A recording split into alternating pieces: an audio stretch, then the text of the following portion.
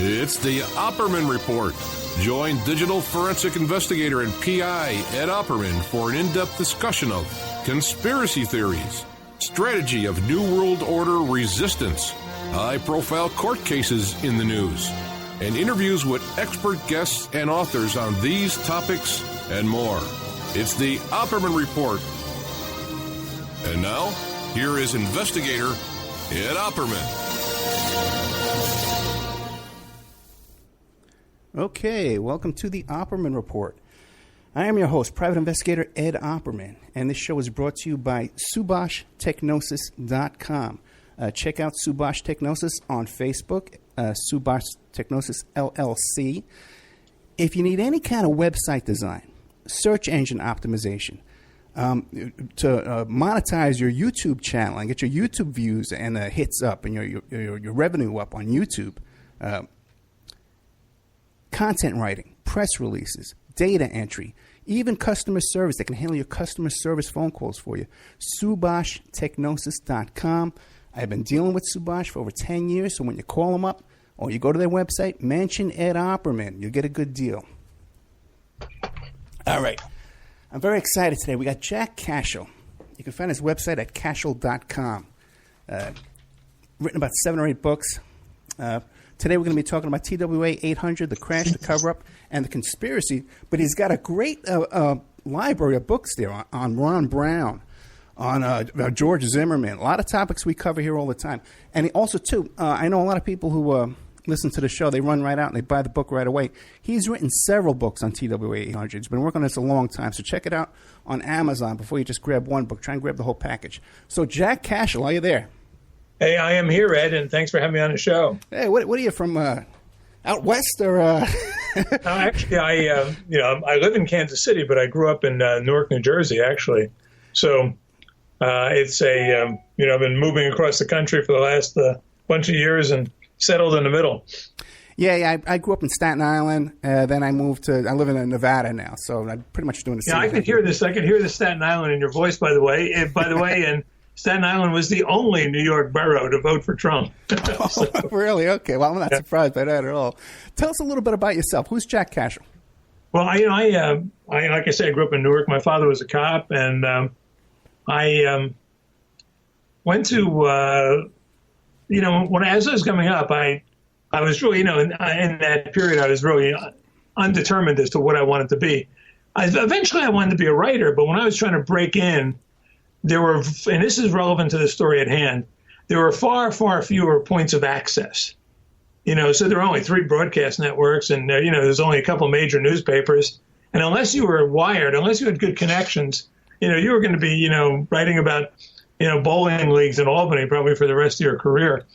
So I went to graduate school instead at Purdue and met my wife there. We moved to Kansas City.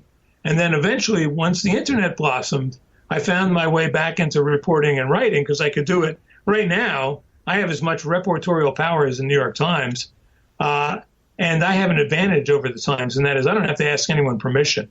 I'm not going to get my stories edited 2 or 3 levels up by people who have an agenda and don't like the truth that's coming out of me. So I've actually written in the last, since 2000, I've had a dozen books published. I've done 10 book TVs.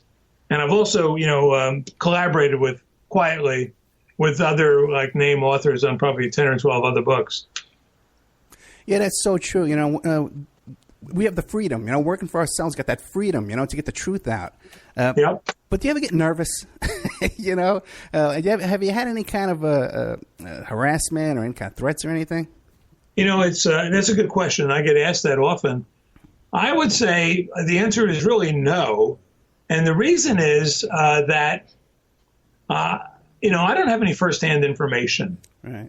So there's nothing I know that isn't in print someplace or online, So if the last thing I think the people in authority would want to do is to call attention to me, So I feel I've never felt particularly worried. I've been, yelled at and I've been harassed, and anyone who speaks publicly gets thousands of hateful emails and whatnot, but that's just par for the course.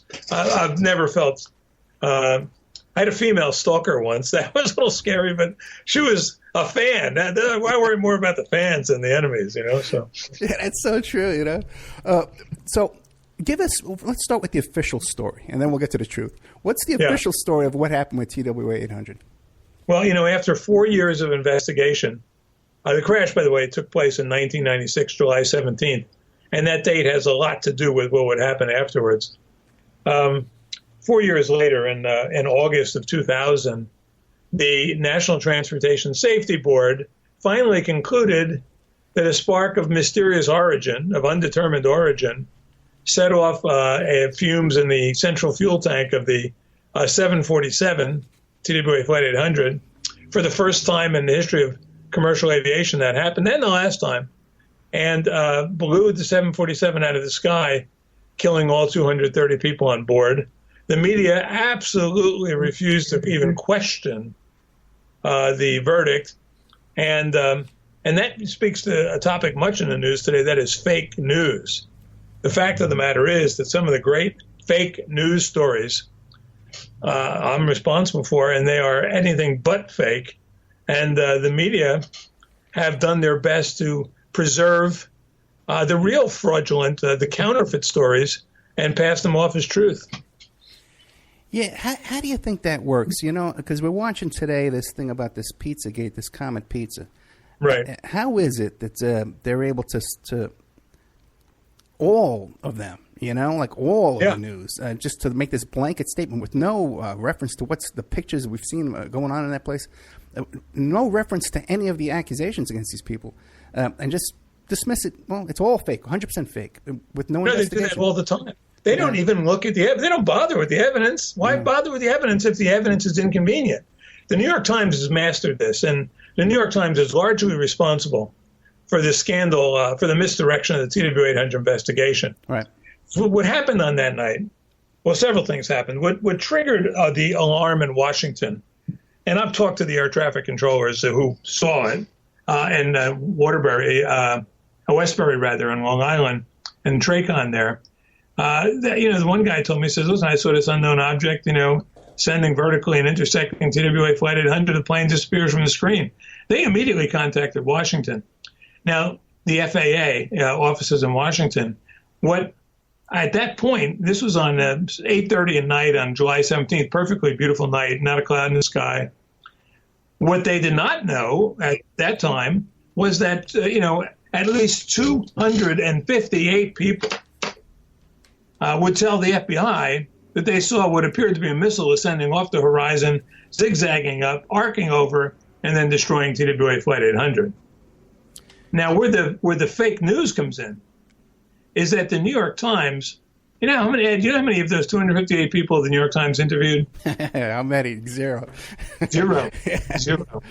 Not a single one of them. Yeah. And these people were professionals. A lot of them are military people, fishermen, sailors. People who are used to looking at the sea. People who know something about bearings and and directional and have their own GPSs and whatnot. None of them. The New York Times just went right along with what they were fed, and the real motivation behind both the cover-up, and there's no better word for it, and the New York Times complicity in that cover-up was the fact that this happened in 1996 in July. It happened the month before the Democratic National Convention. Clinton was running for re-election, and even though by this time he had it pretty well under control, after the November 1994 debacle in which the Democrats lost the Senate and the House thanks to the Clinton incompetence and overreach, the media panicked. And the Clintons did too. Well, the Clintons just went on this reckless, criminal fundraising campaign, much of the money coming from foreign governments overseas. Sound familiar? Yeah. And the media was like horrified that Newt Gingrich was now the Speaker of the House. And that's when the turning point to me was in 1994, November. But they didn't count on something else happening. And that is the emergence of the Internet. When TWA Flight 800 went down in July 96, only 10% of the American people were online. And had it been just 5 years later, there's no way in the world they could have gotten away with that, because so many people would have been posting their videos, and they would have been talking to each other.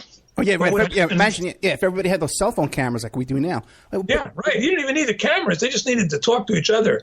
At the time, since the media were not reporting about the witnesses, all the witnesses thought they were crazy. Thought they were. Did I see that? Was I the only one who saw that? Little did they know that the FBI was out talking to all these people. They would eventually record 258 formal eyewitnesses who saw a missile. Now, several hundred others just saw the tail end of the explosion, and literally, I'm sure thousands more saw it and chose not to speak to the FBI, or the FBI didn't find their way to them. But they had 258 formal eyewitnesses, and they all told the same story. And then that story backed up what the air traffic controllers saw.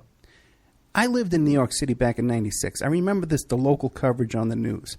Now, am I crazy, or in the first couple of days, weren't they showing a video of, there was like a home video of the rocket going up? You're not crazy. Yeah, I'm not crazy.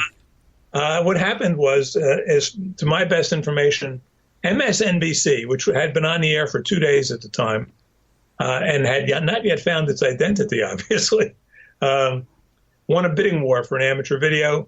They showed it a few times that night. Now, the person, I know a person who's working at MSNBC. He will not speak to me on the record, but he's spoken to a go-between who I trust totally and who has no business in misinforming me. He said he was there that night. They were running the video, and the FBI came in and confiscated and threatened them with, who knows what kind of retaliation if they ever talked about it. Now, what happened, my best source on this video is a 747 pilot who was laid up in a Hong Kong hospital at that time having back surgery. His wife had come to visit him, so they were there together all the time. He said they showed it endlessly in Hong Kong. He said he saw it 20, 30, 40, 50 times. And he knows what he was seeing. And he described it the way, people milling about on the deck, blah, blah, blah. Someone says, oh, look, it's like a fireworks. And then they follow it, and you see the whole sequence. I don't doubt that it's there. Nelson DeMille wrote his novel, Nightfall, around that missing video, and he was alerted to it by the NYPD. So, yeah, it's out there. It's been suppressed. We had, however, for this book, in fact, only within a year did we find this, the FBI released something almost as damning, and that was a video shot 5 days prior from the south coast of Long Island of a missile test in the Atlantic. It's clearly a test. We see the missile going up. The amateur videographer says, oh, it looks like a missile. It looks like a rocket. Well, it was. And then we see some flaming debris falling down. This is 5 days before the crash. What makes this interesting is that the FBI said there had been no missile tests in that area for at least 2 years, and they were not telling the truth. There had also been multiple accounts of a witness of a missile test on July 7th. So you have a test on July 7th, July 12th. You have a shoot down on July 17th. You don't have to be a math major to see the sequence here. They were testing missiles every 5 days off the coast of Long Island, and this one got in the way. And it was a naval reserve ship that was doing these tests, right? It was, I would tell you with 100% confidence that a missile took out, or missiles took out the airplane. Right. 98% confidence that the Navy was responsible, our Navy. One other odd thing, too. I wonder if you ran across this, because it seemed very odd to me at the time when I was watching this on the news, that they took all the family members and they put them up in a hotel. They put them all up in the same hotel nearby. And some of them were there like for a month or even more than a month. Is that right? Pretty much true. They it was the Ramada Inn, and they called it Heartbreak Hotel, as you can imagine. Yeah. The reason why people stayed is because, and I've talked to many of the family members who were there, and it had to be just a agonizing place to be, but they didn't want to go until their loved one's body was identified. Right.